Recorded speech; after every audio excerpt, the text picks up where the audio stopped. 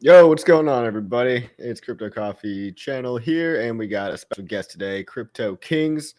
If you guys haven't liked and subscribed already, go do it right now. What are you waiting for? We Yeah. got 5 people watching, and I know it's another back-to-back live stream. Um, what's good, Paulie? What's good? West is the best. Yeah, we just figured we'd hop on and talk about whatever you guys want to talk about. So, Super Kitty, love the name. Meow meow. Freddie Quotes. Freddie Quotes, good to see you, sir. Nardo for the win. Classic. Nardo's here. Always good to see you. Unhexable. Smash the like, yes. And then finally, Jerry Oaksmith. Yeah. Glad you can catch the stream. So, yeah, we're just going to do a quick one, talk about what's going on in the Hex world. Want to get your perspective on things, Jason, because, I mean, yeah, you started a channel, what, 2 months ago, and it's going pretty well already. 2,000 subscribers, right? Yeah. Right around there. Kind of took a month off, just started working a bunch of overtime and really just cashing out for this PulseX sacrifice. We got in time. Now I got free time again. Gonna be posting here shortly. Yeah, man. I mean, it's good to just like have work a part-time job or a full-time job and just stack it up every paycheck, put some aside for crypto. That's what I did for literally 5 years, and then I'm basically semi-retired. So, I mean, it does work. It's just like it's not a get-rich-quick scheme. It's a get-rich-slow scheme. You know what I mean? It's people don't understand, like, you're not going to get rich overnight in crypto. That's what I feel like a lot of people want. You know, they want to get that one coin, that 10x, that 100x, and then overnight millionaire. But, like, you just got to work for a little bit, guys. Just put some money aside. And then, I mean, you're already up. What'd you buy in at 9 cents for Hex? Yeah, I got in at 9 cents. Sold my 401k, sold all my Amazon stocks, and undiversified my portfolio into Hex. It's not financial advice, guys. Let me make that clear. But it's been doing pretty well for me. No complaints. Yeah. Well, that's the thing about when you're younger, too. You can afford to, like, really take that risk in one or two different things. I mean, the whole diversified portfolio thing, that's good, but like we're not Warren fucking Buffett, you know what I mean? Like it's good to, like, when you have free time to really go, well, I think it's really good to like focus in on a couple of things that you're really confident about and just work to like make it happen. That's what I essentially tried to do with Hex. I thought it was a great idea, so I just doubled down and I figured why not make a kind of a side hustle out of it, and then that whole side hustle turned into basically a full-time job. This is like what I do now. So, it worked out. And then now I can afford to, look into other investments, but I really only care about Hex and PulseChain, more than anything else. So. Dude, absolutely. We got Zach Davis up here. What's good, man? Good to see you. Hey, what's going on, Zach? Yeah, Zach's an old friend of ours. We can't tell them too much though. They're gonna find us. Funding Jim says awesome. Tamer Hatada says Valentine's Pulse and Heart guys, February 14th. Okay. Cool. Yeah. So what are you invested in right now, dude? Like Hex, PulseChain, anything else catch your interest? Hex, PulseChain, PulseX. Got kind of caught up in a couple multi-level marketing Ponzi schemes just from good friend, smart investor with stocks. His portfolio killed it, stepped into cryptos. And before I really started learning a lot more from Richard Hart about what to look out for, not your keys, not your coins, all that shit. Yeah, I couldn't identify those right away. He saw them as promising things, dip my toes a little bit, a couple grand here, a couple grand there. Not many of them panned out. That's the tough thing about crypto. Yeah, now it's just Hex, PulseChain, PulseX. Well, yeah, glad you landed on that. What were the well, I don't like to talk about scams and Ponzi schemes, but which ones didn't do so well for you? Like what were they? There's a couple e-news. There's a Papa DAO. Literally a coin called Rug. No. Yeah, it was Wolverine. But yes, a coin called Rug. Are you generous DAO? And it had crazy ROI. I didn't go down too much on it, but it didn't pan out too well. That's the thing, man. It's kind of like a That rite one of should have been a passage. red flag from the start. Yeah. Well, everybody's got to go through scams and pump and dumps and all that stuff. Luckily I got most of that out of my system in 2017, but for all the new guys out there, I mean, it's tempting. Like you see some of these coins and they're offering like 5,000% APY, then they get rugged after a month, and it's like, okay, like didn't even, a lot of times people don't bother to look into who did it, who's behind the scenes. I mean, if the developers are anonymous too, like that's a whole nother thing. Like there's a good chance that they're anonymous for a reason. You know what I mean? Oh, absolutely.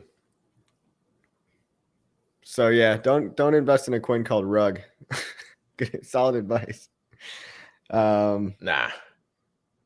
Let's see. Mark LePred says investing $2,500 from day one in Hex would have been awesome. Yeah, it was awesome, but there's still a lot more to go. Nardo says we all earn our stripes in one way or another. Mr. Will says, Coffee, why are you not as bullish on PLSX? It's not that I'm not as bullish long term. I just think in the short term, there's a big group of people that probably missed out on PulseChain that are getting into PulseX because they heard about it late. And so I think there's this wave of FOMO that's going to kind of initially go from PulseX to PulseChain and then probably trickle back into PulseX over time. What do you think about that? I mean, I'm definitely thinking the same, just from the sacrifice numbers. I think with the BSC chain and Ethereum alone, it's 978 million right now, just shy of $1 billion. And a lot of people are going a lot bigger into PulseX. A lot of Hexagons are too, just because the price appreciated. I think it peaked at like 16 cents during the PulseChain sacrifice in June. Made a lot more profit since then. Took some dips, but people have more money to throw in. So that's definitely one reason. But everyone that's been learning about PulseChain, Hex, Richard Hart in the meantime, yeah, they want PulseChain. Hearing that it's going to be one of the only swapping pairs prior to the bridge is a huge incentive for them. Yes, there are better alternatives, I believe, to get PulseChain before the bridges go live. But it seems most obvious. That's kind of what Richard Hart was saying. Buy PulseX, sacrifice for this if you want to get PulseChain. And a lot of people are taking his advice on that. Yeah, I mean, I feel like he's kind of trying to say that without totally saying it. I mean, the best time most likely to get in, but it's risky, right? Because people could make really stupid moves, and they like when there's no prices on things, you could end up giving away a large stack of your PulseX for not that great of a ratio on Pulse.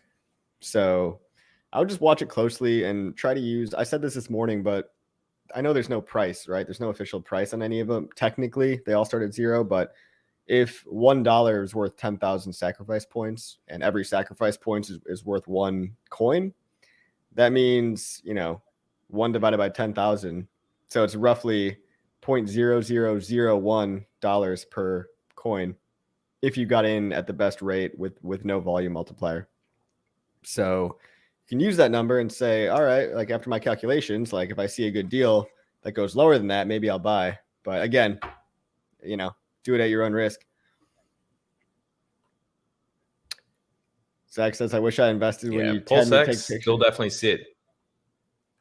Go ahead, man. Oh, all good. Go ahead. I mean, building off of what Zach just said there as well. Yeah, can you hear me? Yeah, I'm good. I thought I interrupted you. We got a mic? You here? Yeah, I can hear you, man. Oh, no worries. Yeah, no, I remember first time getting into cryptos was about the time that Hex was launching. I remember you telling me about it, and it was just way too confusing of a project for me. I had $6,000 to invest, saw the Bitcoin halving was happening. It was sitting around $9,000, and was going to throw $1,000 into Hex at launch. Fortunately, couldn't figure out what a MetaMask was. Didn't want to take my time to research into it. Not seeing the best. Seen a lot of FUD out there about Hex and Richard Hart too. I just kind of let the project slide. Yeah. But I mean, seeing that price chart over the years, eventually had to get in. It's never too late. It's never too late, Zach. We got a long ways to go from here. Yeah, man. I mean, we got years and years, dude. And So at what point did you finally come around and be like, okay, maybe it's not actually a scam? And what changed your mind on it? Um, I mean, it wasn't that I was really concerned about it being a scam. Like, I kind of just trusted your word on it. But it was more so when PulseChain was the sacrifice phase was going to be launching soon. That's when I was like, okay, I'm definitely going to get in on PulseChain. Seeing what Hex did thus far, I think it's a pretty safe bet. But yeah, that's when I started moving selling off my Bitcoin, my Ethereum, everything, and dumping into Hex. Yeah, well, I mean, as of right now, that's not a bad idea because Bitcoin's taking a dump, and I mean, so is Hex. But if you bought it anywhere below, I mean, there's only maybe like 3 months of time where you could have bought and been down right now. Other than that, you're Yeah. up on your money. So if you bought in the last 2 or 3 months, sorry, but not really sorry, because if you just hold for 6 more months, I'm sure you'll be all right. And it's a long-term coin, right? But like you said, I mean, there was a lot of fun in the early days, but once you see Hex do so well over a certain time period, a lot of people are probably saying what you did of like, yeah, I'm not going to miss this one. I'm not going to miss the next Richard Hart project or the next one. And, but what do you think about people that say it's like too late for Hex in general?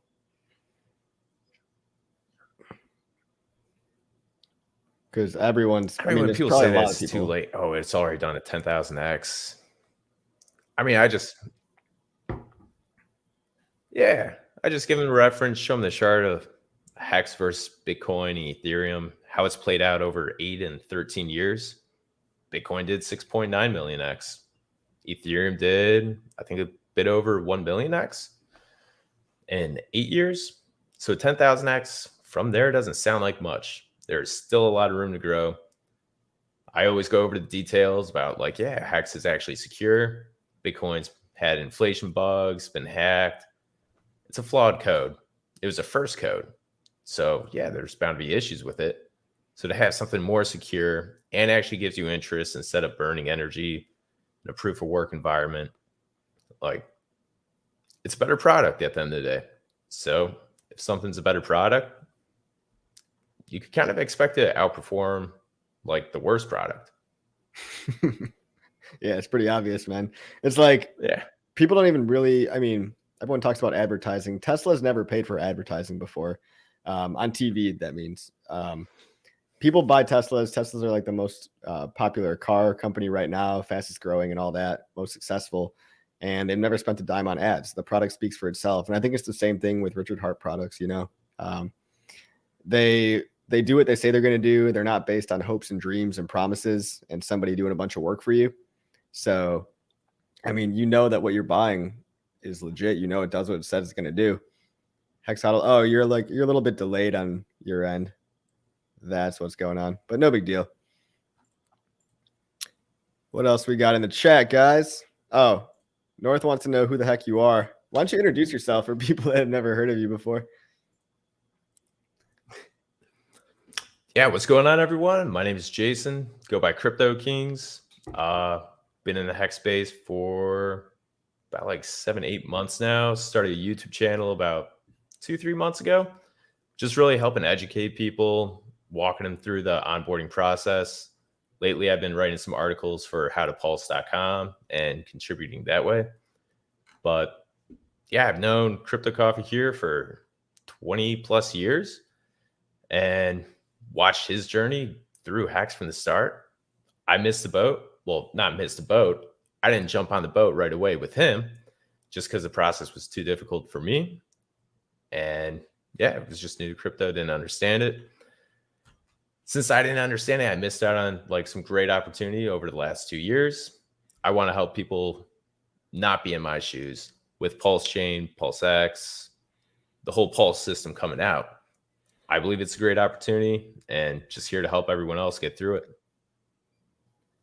Nice, man. Yeah, that's pretty cool. And like you said, you got in at 9 cents. You don't think it's too late at all. I mean, there's so much meat on the bone for everybody when you look at this on a decade-long time scale. So yeah, it might be a little disheartening to look at all the people that got in on day one of Hex. But guys, I mean, Hex is launching basically all over again from day one on PulseChain. Technically it's kind of a new coin, right? Because it's a different iteration of Hex. So we're going to be able to onboard people infinitely easier because they don't have to pay any money. But yeah, Zach wants to know what other crypto you guys hold besides Richard Hart projects. Absolutely. You want to talk about other cryptos? I don't really hold anything else besides Hex and Pulse right now. Well, I don't even hold Pulse, but I hold Hex, and I will be a Pulse and Pulse X holder. I mean, that's basically it on my end now. Like Pulse X, Hex, Hex when it comes. Probably going to sacrifice for liquid loans as well. Like that protocol, read through the white pages, getting some loan coins for myself. I think that is it's a pretty bullish play. But at the moment, that's all I got. Nice, man. Like, what was your thought process behind like eventually dumping all your shit coins and all your Bitcoin over time? I mean, watching the wave of just price going up and down. I started off day trading a lot. Like basically I had one Bitcoin and at its height turned into like, I believe it was like 90, 95,000. Then watch it tank back down on its dip. Like I thought the bull cycle was over. I wasn't trained for the big dips like that of 50, 60%. And that's when I moved my money into Hex. Yeah. That played out pretty well. Like over the first 3 days, like made like 2.2x my money. So it's pretty cool seeing that much money come in that quick. And yeah, from there, just really went all in on Richard Hart and Hex. Yeah. I mean, for me, it was kind of similar. I tried my hand at day trading and all that BS basically in 2017. Luckily, it was years ago. So I lost all the money that I needed to lose in order to teach me a lesson. One point I had lost more money than I'd ever made in my life from working. Like if you tallied it all up and like you tallied up the number of years that I worked in my 9-to-5 job, you know, making X number per year times like 4 years at that time that I'd been in the workforce. Well, I had lost more money than that in the 2017 bubble. And so I was so wrecked at the end of 2017 that I mostly consolidated all my other coins into Bitcoin, and I kind of became a little bit of a Bitcoin maximalist. But the quality of the, I guess, influencers, they're not even influencers, right? They're just like kind of people on the spectrum that like really are into Bitcoin and they don't want to give up.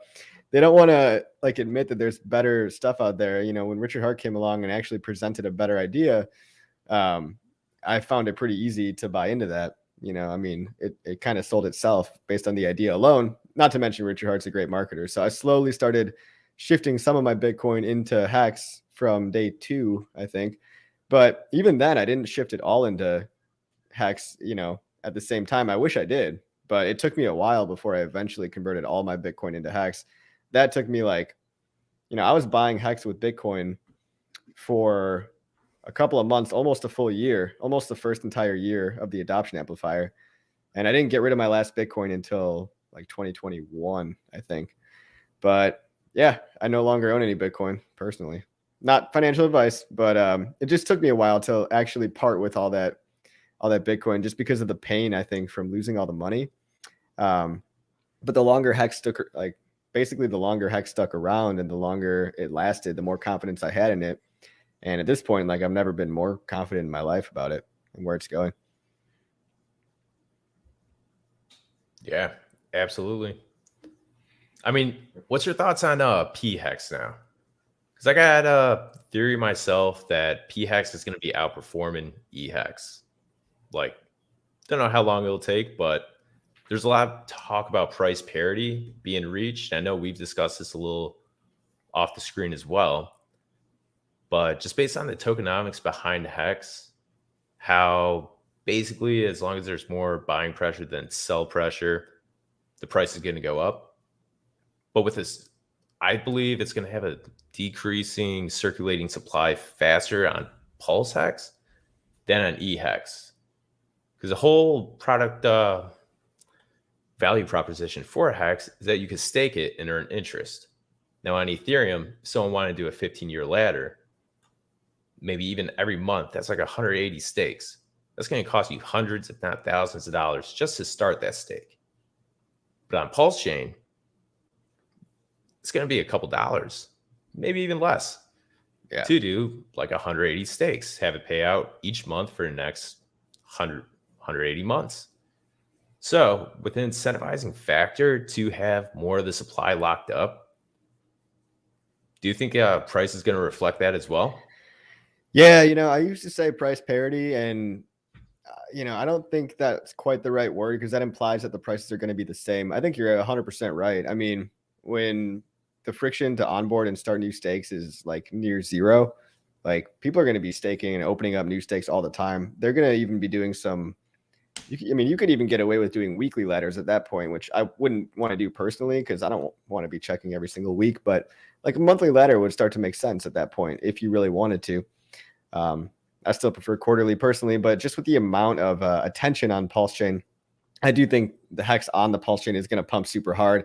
I think being realistic, certain people are not going to understand the liquidity play here. They're not going to understand the bridging and providing liquidity play. So they might sell off some of their EHEX, but they're going to reach a certain point where like maybe this is P hex and this is E hex. And then once there's enough liquidity in that pool, they'll start going up together in lockstep. But maybe at that point, P hex will be worth $1 and then E hex will be worth like 20 cents or something. So I think they're going to have Pulse hex is going to have a higher price, but they're eventually going to move in tandem with their price movements. So I originally thought they'd be the same price, but now I'm kind of thinking that they're going to be very different prices, but just move together. I hope that makes sense to people. And obviously I have no idea what the prices are going to be, but that was just an example, Yeah, I think another big aspect about it too is for those unaware and haven't seen some of the screenshots like on Twitter or even on a couple other streams I've seen, to end a stake. I mean, I've seen fees up in the thousands of dollars. I think the highest I saw was $8,000 to end a stake. Who's going to want to stake on Ethereum like after? Well, I mean, people that can afford it, but again, like I think the liquidity play is there because people are going to want to get that liquidity providing incentive reward token on PulseChain. So, I mean, yeah, you can't really start a stake reasonably and end a stake on Ethereum, but with any liquid hex that you have coming out on Ethereum, why not just bridge it over, collect liquidity providing fees, collect platform fees from PulseX and make a little money that way instead of having to dump the price down. Some people will dump the price because they don't understand how to make money that way. But when there's another option besides selling, I think that's going to cut off some of the sell pressure at least. Zach Davis wants to know, he said, Richard Hart follows us both. Do we chat with him at all? I've chatted with him before. Yeah. I'm not sure if you've ever talked to him. He's replied to one of my tweets. We're nice. You guys are boys. Nah, that was that was during the PulseX sacrifice too. When that $3.3 billion of, I don't know, some shitcoin came flooding in on day one, like hour 1 or 2 of PulseX sacrifice, but I had no liquidity. And I tweeted out just saying like, hey, is this going to count? And he just said, no way. Oh, beyond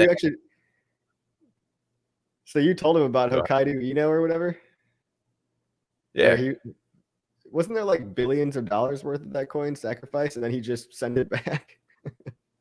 It was like 3.3 billion. He sent it back. And then I think the same guy tried sacrificing it again. What? Did he send it back again? Yeah. I don't think I saw it in the wallet last time I looked. Nice. Well, sucks for that guy. No, yeah, I've talked to Richard though. I met him in London. Pretty enigmatic, awesome guy. Just like just like you'd expect him to be in real life. He's the man. He's the reason we're all here. All right. Any questions in chat, guys? You guys are making this conversation right now, so let us know. Crypto, I think he's referring to me. I think in the next year, they'll see an unusual amount of emergency end stakes. Have you considered this? I don't know why people would emergency end stake. I mean, if you do emergency end stake at less than 50% of your time, you're going to nuke your whole entire stake. If you emergency end stake at half of your time served, you will only get your principal back. I don't ever think it's a good idea, even on EHEX. You know what I mean? I don't think we're going to see. I mean, people might.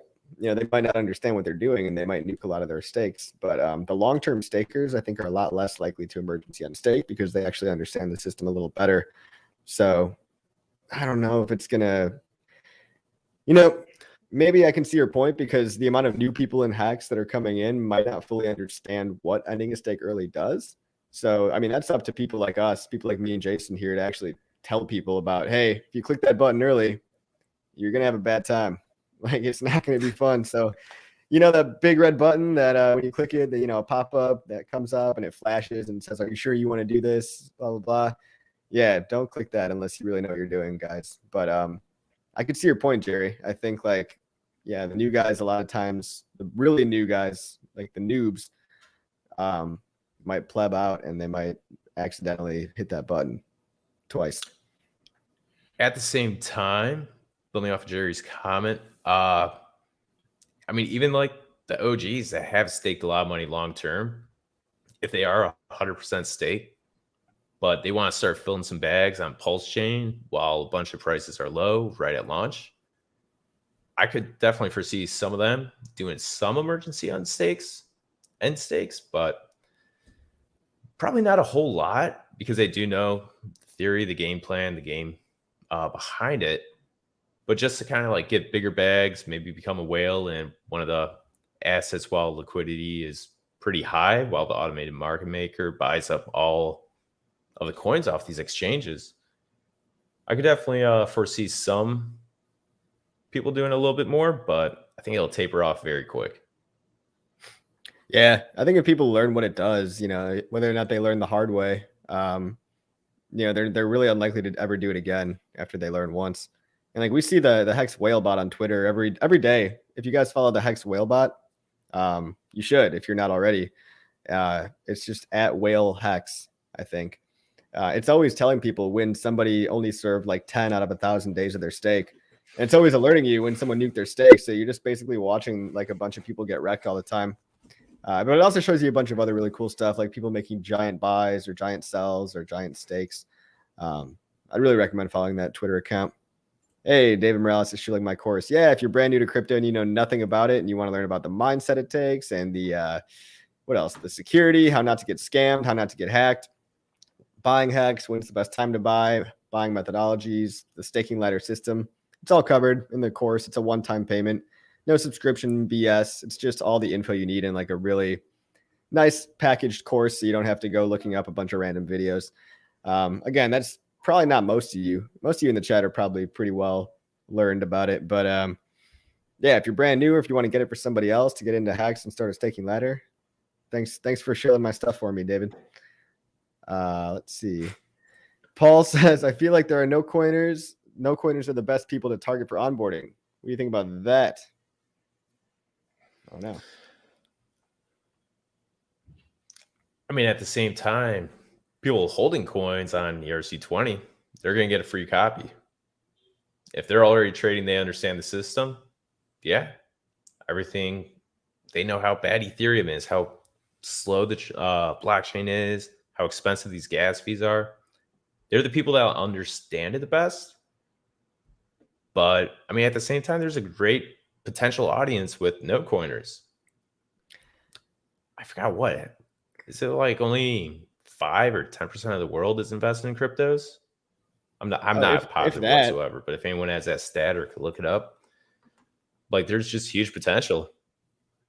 Yeah, it's basically the pitch is like, hey, do you like making money? Like, do you want a coin that goes up crazy amounts that makes you more money when you sleep? Like, I don't see who wouldn't want that.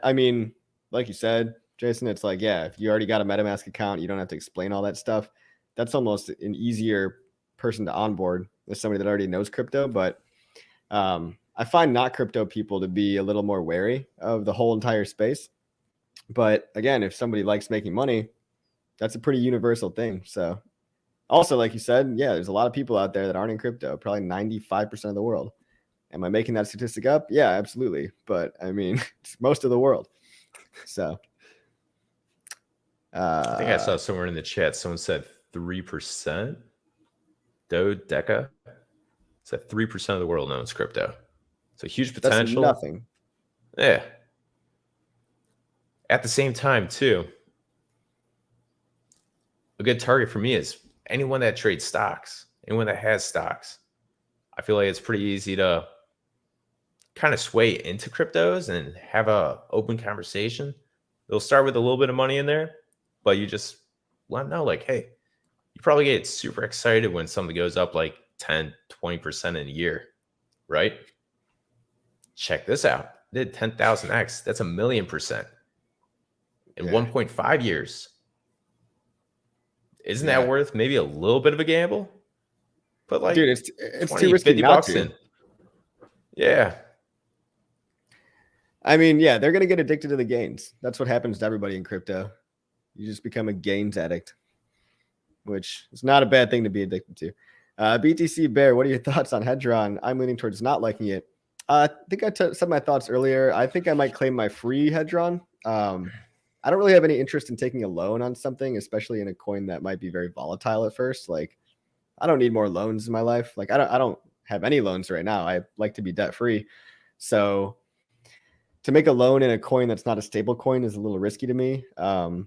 Trading your NFT as trading a stake as an NFT is a really cool idea. I'm happy that they're enabling that for people. I hope the security audits are good, but I also don't really want to trade my stakes away. I want to keep all my stakes, So I might just mint my free Hedron and just kind of watch the protocol unfold. But I'm not going to probably use it personally.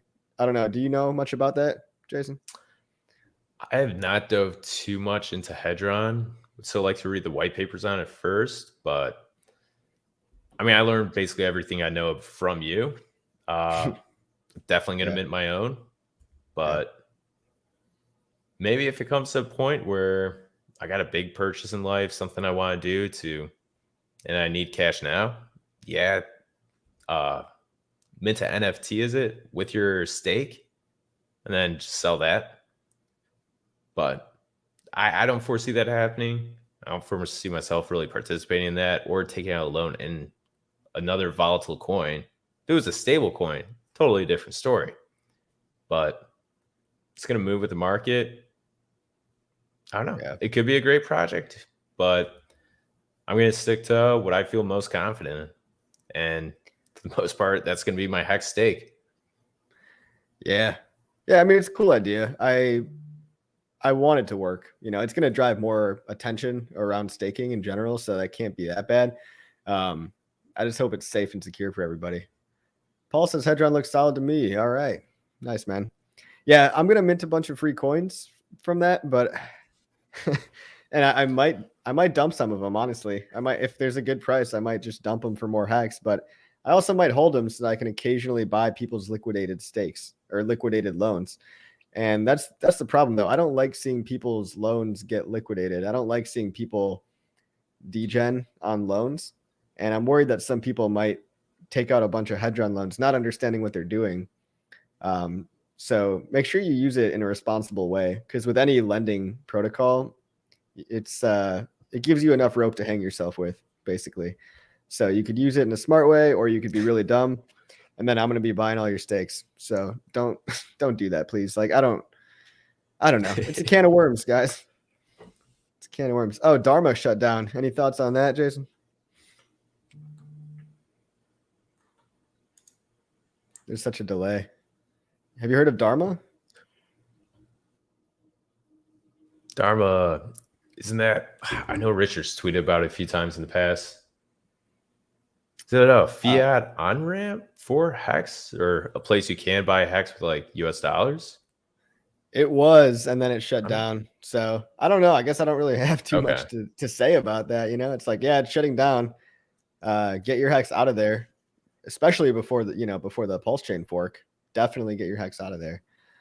Because I don't know if they're still going to honor your private keys and stuff. I imagine they would, but I don't know for sure. So it's unfortunate, but hey, I might know of people working on a different fiat on ramp. So who knows, guys?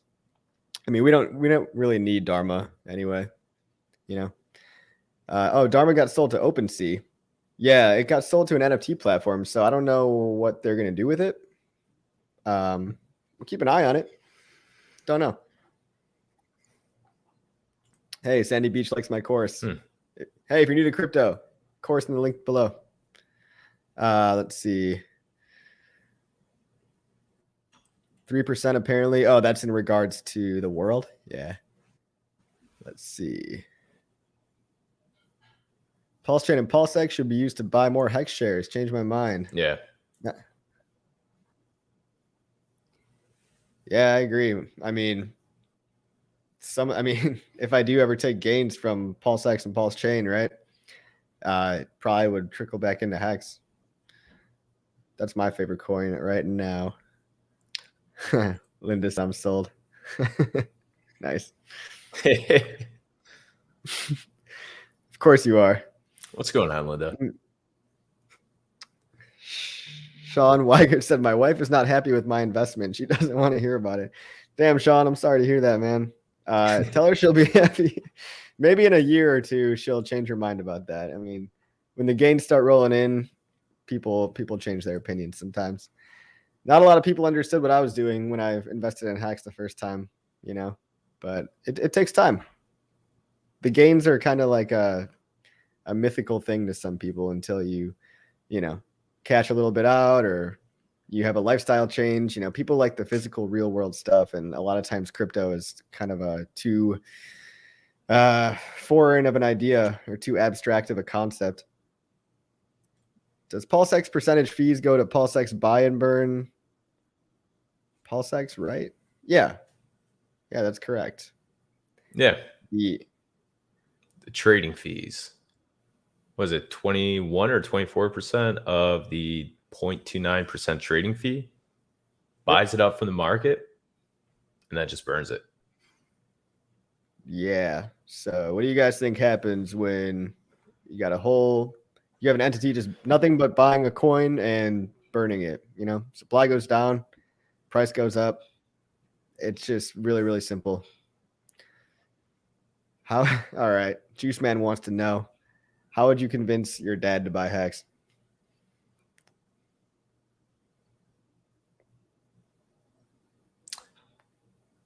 I mean, how I convinced my dad? Kind of playing the stock game. Same situation I walked through earlier. I was like, hey, I know you have all this stock in a couple of airlines, and how did that do over the last 2-3 years? COVID sure as hell didn't help. Yeah. How low is it from the all-time high? Maybe like a 2.5x away. So I just kind of paint him the picture like, all right, do you realistically think that it's going to make it back to its all-time high, given the current situation, everything going on within the next 1 to 2 years? No. I mean, check out these assets. These have all done absolutely phenomenal. Hex in particular has done a 10,000x in less than 2 years. It's on a 60, 70% discount right now. It's at a low. It's structured to go back up. Kind of walking through the tokenomics of it, explaining it, telling him it's a T-share or a CD with a bank, except higher returns too. And yeah, he took a gamble on it. Fortunately, he did buy in within the last 2 or 3 months. So he's in the red currently. But he's got it staked. He's not worried. He sacrificed some for PulseChain and PulseX. He's excited about all that. And yeah, give it some time. It'll come back. And it'll come back. Nice, man. Yeah, I think that whole stock analogy is great for people that are in that game. If he's got anything in any investments, just talk about the returns compared to his current investments. If he's got current investments, but there's a different pitch for everybody depending on what they do, where they're at, stuff like that.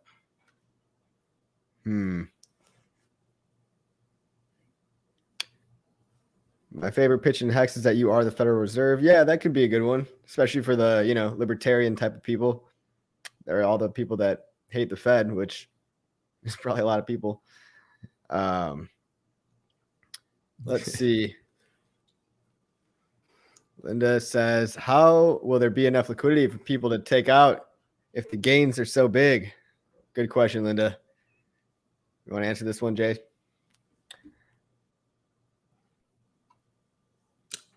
It's all going to depend on the liquidity pool.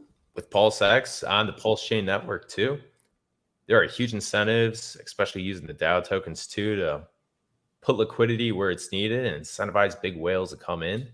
With free copies on the Ethereum network, these liquidity pools will be pretty big. So although you probably won't be able to take out like 100 million, there'll still be liquidity in there for something. You might have to do a bunch of smaller transactions to like take profits out, but nonetheless, the options are there. You just can't do it all at once, depending on how big you're talking. Yeah, that's a good way to put it. It's like you should never be cashing out your entire bag all at once, right? It's like, look at what I'm showing on the screen here is the total Hex to USDC liquidity. There's only $45 million in total value locked. And this has been enough. You know, it's pretty steady, stagnant around this much over time. And $45 million isn't like that much when you compare that to the liquidity of like Tesla stock, for example. But because not everybody dumps their entire bag on the same day, and when people decide to sell, it's usually staggered. And there's obviously a lot more buyers than sellers on something that has just only started and is only 2 years old. And that's expected to continue, right? As long as you're not trying to dump your whole bag, right? Like people have cashed out millions in Hex over time. You see it happening all the time. It's live. We have a bot on Twitter that tells you, you know, every time somebody cashes out more than like $100,000 worth, and that bot's going off all day long with this guy sold for 400K, this guy sold for, you know, 1.1 million. And then it's also, hey, this guy bought for 200K and this guy bought for 300K, and all these buys and sells are going on all the time. But relative to the total liquidity, they're never really that much. And that's because if there was a guy, let's say with $40 million, and he tried to sell into liquidity of only 45 million, he would push the price against himself by like 90%. And so, well, yeah, you can't get out with millions at once. If you hypothetically wanted to get out with millions over time, you could. And people don't really do that, right? They spread their sells out over time just because it's much smarter to, you know, how much money do you really need to live, right? A couple $100,000 in a year is living pretty well for most people, right? So once you have the gains, it's like you have the financial security, you have the financial freedom already. You don't really feel this need to just dump your entire bag, you know, and just run away. Because especially if you're holding an asset that's continuing to pay you, a lot of people do not want to ever cash that out fully, right? So liquidity is usually enough to match the amount that people are buying and selling. But yeah, I mean, any whale in the system could hypothetically nuke their whole bag and they could sell it, but they don't because they like the gains and they like playing the game. They don't want to. Same thing with Bitcoin too. It's like if, for example, the Winklevoss twins, they own 1% of all the Bitcoin. You know, if they dumped all their Bitcoin, yeah, Bitcoin would probably go back down to like $100.